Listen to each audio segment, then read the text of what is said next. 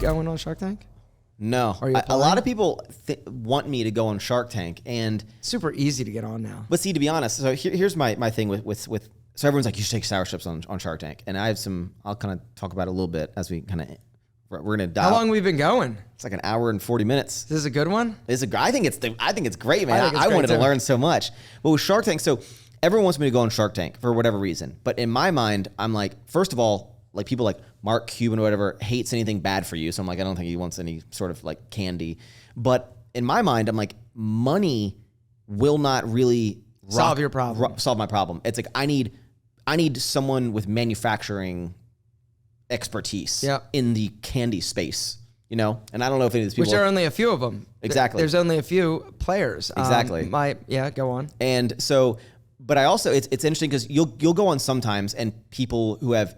It's interesting how Shark Tank works. Some people go on, have terrible sales, and they're basically like, you have no sales, I'm not interested in your company.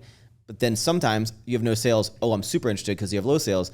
Sometimes you go on, people have amazing sales, and then Damon is like, why are you here? You have such amazing sales. Like, you shouldn't be here. You should be giving this to someone who doesn't have any sales. Which is the most ignorant. But I'm like, wait, so, you know, and Mark's always against that because he's like, who cares? Like, they worked hard to get here. But I'm like, wait, so you want some sales, but not too much sales. But they want the big companies to invest in that, you know, are crushing it.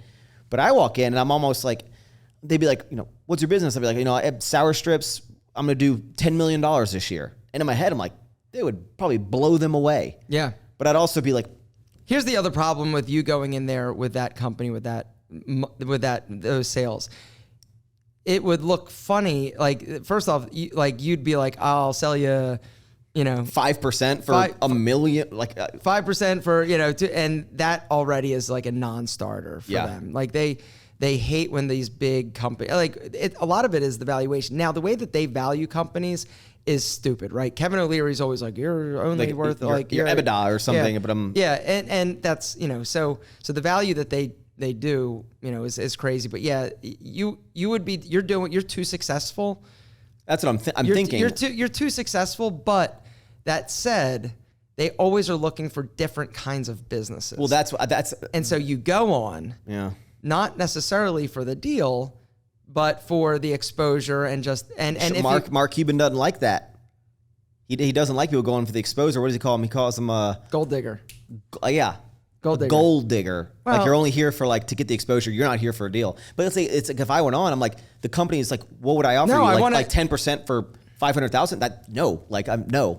But what you're paying for is their expertise and to make those connections. And correct. So that's, you know, and when you see them actually invest in businesses that you're like, wait, why are you investing in that? It's because they understand something that you don't in terms of the value that they're going to be able to add quickly and easily that's going to take it to that next level. And the other reality is that 80% of the deals you see get done on Shark Tank all fall through. What is going on, guys? I am Max Chewning, your host. I hope you enjoyed this little clip. If you want to see the full magical, lovely episode, just click the link down in the description or search Don't Be Sour on your favorite podcast streaming service. And remember, thank you for tuning in.